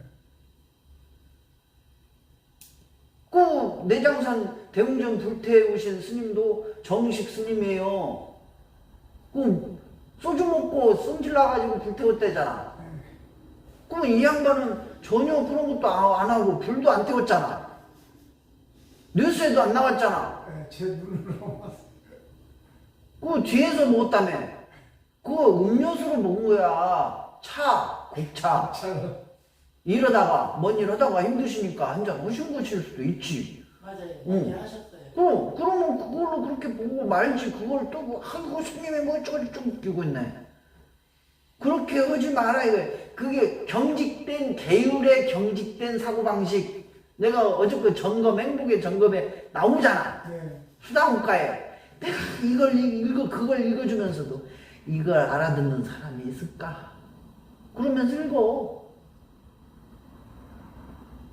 그 스님이 그것 말고 정말 안 되는 내용이 있을 수 있어. 그럴 때는 어쩔 수 없어. 그러나, 먼 일 하시고 그 큰 절 운영하시면서 하드는 일이 얼마나 많아. 그거 하다가 보니까 목이 타. 근데 세속 생활할 때부터 몸에 배웠었던, 입에 배웠던 막걸리야. 그거 한 잔 좀, 그리고 특히나 막걸리 같은 경우는 일종의 음식과 같은 종류잖아. 응? 내가 배지밀 먹듯이. 콩 갈아가지고 한 거나, 보리 삭혀서 한 거나, 쌀, 예? 숙성시켜가지고 한 거나 똑같은 거잖아. 그리고 부처님께서 술 먹지 말라는 이유가 뭔지 알아요? 술을 먹으면 이성을 잃고 어리석은 행동을 한다 이거요. 올바른 판단을 못하고 그래서 지혜의 종자가 썩는다고 그랬어. 그런데 그 스님이 올바른 행동, 술 먹고 술주정했나? 그것도 아니잖아. 그러니까 쉽게 이거는 아주 냉정하다는 얘기지. 딱 그 종단에 가면 딱 맞네. 나는 그 스님이 술을 먹었다는데 딱 무슨 생각이 드냐면 그날 무슨 일이라도 하고 목이 타고 그러니까 안에 들어가서 먹기는 그렇고 옷이 막 지저분하고 그러니까 목은 타고 갈증나고 그러니까 몰래 뒤에서 좀 먹은 거야. 아이 참 막걸리 한 잔 가지고 참 추잡스럽게 그러네. 그러니까 나는 그래요. 예. 내가 어떤 편견이나 계율에 대한 집착을 가지고서 이렇게 판단을 하잖아. 그러면 꼭 내 지혜를 오히려 억누르고 성장을 못하게 한다고. 그렇게 딱 보면, 어이구, 차라리 한 병 더 가서 사다 드리지. 안주거리라도 좀 갖다 드려. 다음부터는 이제 너무 오래된 얘기가. 그렇잖아. 네. 스님 여기서 이렇게 드셔요. 그리고 안주도 없이 드시네. 그렇게 하면 안주거리라도 좀 사다 드리고 좀 그렇게 하셔야지. 네, 다음에. 나는 실제로 안주를 사다 드리는 적이 있어. 나는. 왜? 힘드니까. 시골에서 또 이렇게 이런 시골에서 주지스님 하려고 그러면 보통 노가다가 아니에요. 네, 맞아요. 나는 아예 절에 갈 때 안주하고 그 막걸리 사갖고 갖다 드린 적도 있다고. 왜? 꼬우면 네가 다 해. 내가 하는 소리고. 응? 큰 스님 그 안에서 공부만 하시게 하고 네가 다 해 그럼. 아니 스님이 그냥 덜 무너지면 다시 쌓고 있지, 잡초 뽑고 있지, 마당 쓸고 있지, 어디 물 잘 내려가라고 그놈 구덩이 파고 있지. 얼마나 고생하는데. 신도들은 폼 잡고 사복 입고 삐빠삐빠 입고 가고 탁 법당에 가서 방석 탁 깔고 보시함에 돈 좀 넣고 그냥 고상한 척하고 기도를 해. 스님은 그 옆에 밑바닥 쓰고 있고. 뭐야 그게. 옛말에 그런 말 있잖아. 썩어도 준치라고. 스님은 스님이고요. 아무리 응? 신도보다 부족한 것이 많이 있다 하더라도 그 느낌 틀리게 틀려요. 썩어도 준치요. 그러니까 그러한 나는 그 마음 자세 그걸 깨야 된다라고 얘기를 지금 하는 거예요. 그걸 깨야 자유로워져. 그걸 깨야 그 스님에게서 나에게 필요한 지혜를 얻을 수 있는 거야. 고정관념인 거잖아요. 부처님이 똥을 싸. 근데 처음 만나서 부처를 만나러 가는 길에 부처님이 똥을 싸고 있네. 근데 뒤에서 봤어. 똥이 한동안 똑 떨어지는 걸 봤어. 이렇게 뚝뚝 떨어지는 걸. 근데 약간 설사똥이야. 그걸 봤어. 그리고 아이씨, 네. 하면서 이제 지나갔어. 얼굴까지 봤어. 이렇게 부처님하고 얼굴 마주 봤어 이제. 그리고 이제 부처님 있는 이제 저 집으로 갔겠지. 절로. 부처님이 이제 어디 있는지 몰라. 그래서 아무 스님이나 잡고 물어본 거야. 부처님 배로 멀리서 내가 저 먼 데서 왔어요. 제주도에서 물 건너 강 건너 이렇게 왔어요. 걸어서 왔어요. 뭐 그런 식으로 이제 부처님 뵈려고 한 말씀 드리려고 왔어요. 그런데 부처님 이제 저기 지나간 저분이 부처님이신데 그 똥 쌀 때 보는 분이야. 아이씨 아무데나 똥에서 싸는 그런 양반. 에이 뭘 알겠냐 하고 가버려. 그럴 거 아니고. 가버려. 그럼 못 듣는 거요. 진리의 깨달음의 가르침 못 듣는 거요. 왜? 똑같은 사람의 몸을 가지고 살잖아. 그걸 놓치면 안 돼. 스님도 똑같이 똥 싸고 오줌 싸. 밥 먹고. 여러분하고 똑같은 사람의 몸을 가졌다 이거야. 아라한도 그렇고 부처도 그렇고 다. 그래서 특별한 이 태화에 남아있는 것 같은 착각하지 마. 그렇게 나타나면 그건 귀신이요. 그렇게 나타나는 건 전부 귀신이라고 잡귀신들이 그렇게 환영을 보여줘. 환상을 보여주고 그래갖고 홀리는 거야. 수행자들한테 많이 나타나고 신심이 강한 신자들한테 많이 나타나. 흔들어 그냥 똥 싸고 오줌 싸는 사람이었어. 부처님 제자들도. 그러면 우리 지금 내가 살고 있는 이 현실 세계에서 그와 같은 선지식들 또한 똥 싸고 오줌 싸고 설사하고 다 하는 거야. 부처님도 설사했어. 작년까지 걸려가지고 열도 나고 다 병정 공부도 했잖아. 나오잖아. 그러면 우리가 사는 이 세계의 선지식은 똑같다는 얘기야. 그래서 관대한 마음을 가져야 되고 항상 관대하다라는 것이 뭐요? 내 마음이 그만큼 넓어졌다라는 얘기잖아. 잣대 딱 만들어가지고 딱 맞춰가지고 이거 안 맞네? 아니야. 이거 안 맞네? 이거 맞. 그러면 안 된다 그 얘기지. 그러면 못 배워요. 배울 기회를 놓친다 그 얘기야. 배울 기회를. 그러니까 항상 나의 주변에는 선지식이 있다 생각하고 살아야 돼요. 선지식이 항상 나의 주변에 있다. 나는 예전에 공부 한참 하고 막 할 때 내 주변에 있는 모든 사람이 다 선지식이라고 그렇게 생각하고 살았어요. 지금도 마찬가지예요. 모든 분들이 다 불보살이라고 생각을 하고 살아요. 왜? 그렇게 하니까 정말 선지식의 그 역할하는 게 보여. 금신자님 덕분에 내 아상이 완전히 확실하게 박살났잖아. 아니 금실장님 한 방 탁 말로 때렸는데 그 소리 듣고 충격받아가지고 일주일간 들어누웠잖아. 아상을 깨기 위해서. 아상을 깨주는 게 전설의 고향에 나오는 백발 노인 선승이 아상을 깨줄 줄 알았어 나는. 아니 스님이 깨줄 줄 알았단 말이야. 그런데 그게 아니라 가까이 있는 사람으로 화두 하나를 탁 그냥 받고 그걸로 인해서 깨지게 됐다 그 얘기지. 여러분들 마찬가지예요. 내 옆에 있는 사람이 다 선지식이야. 그러니까 그런 편견된 생각을 가지고 있으면 절대 옆에 바로 선지식이 있는데도 못 보게 되는 거야. 네, 이렇게 해서 불교의 업력의 세계관까지 모든 게 업이에요. 기도도 업 자체예요. 그것도 업을 만드는 거야. 그러니까 업에 대한 거 잊지 마시고 그 다음에 업의 세계 속에서 우리는 살고 있다라는 거.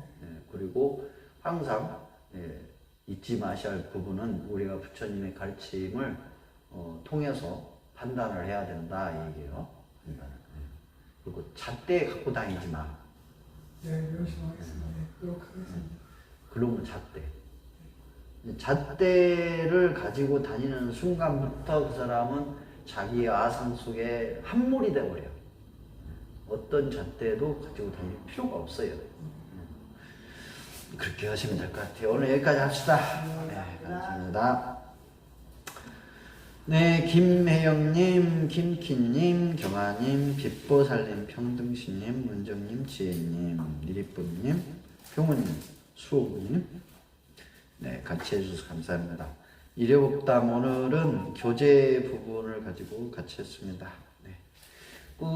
이렇게 교재 가지고 계속 할까? 재밌죠, 이것도? 재밌어요. 네. 재밌고 제가 이제 중간에 질문 드릴 거 있으면 스님은 편하신 대로. 네, 그러면 이걸로 쭉 진행합시다, 그러면. 이놈 한 권 다 끝나면 여러분들은 엄청난 변화가 또 있겠지. 네. 중간중간에 연관된 이게 떠오르긴 하는데 이게 바로바로 안 돼서 그냥 머무적거리는 때가 있네요. 그러니까. 그래서 이거 가지고 그러면 계속 합시다. 네. 네, 그래요. 다음 시간은 욕계, 색계, 무색계, 삼계 세계관을 넘어가고 불교의 이제 우주론에서 세계와 중생의 시초 있죠. 네. 이 부분을 한번 살짝 보고 이렇게 넘어가도록 그렇게 할게요. 네, 화음 세계관 이런 거 쭉 가면 되겠네. 네. 극락조토 세계관도 이제 넘어가고. 네. 그러니까 여러분들 나무아미탑을 간생무사를 하는 내용이 이 극락정토 세계관 안에 들어있는 거예요. 네. 네. 석가모니 부처님의 가르침의 내용이 아니고 그 가르침의 내용을 극락정토 세계관화 변화 약간 변형시킨 내용이 극락정토 세계관이라고 보시면 돼요. 거기에 등장하는 이제 아미타 부처님이 나오는 거고 그런 식으로 그렇게 갑시다. 그래요. 수고하셨어요. 네.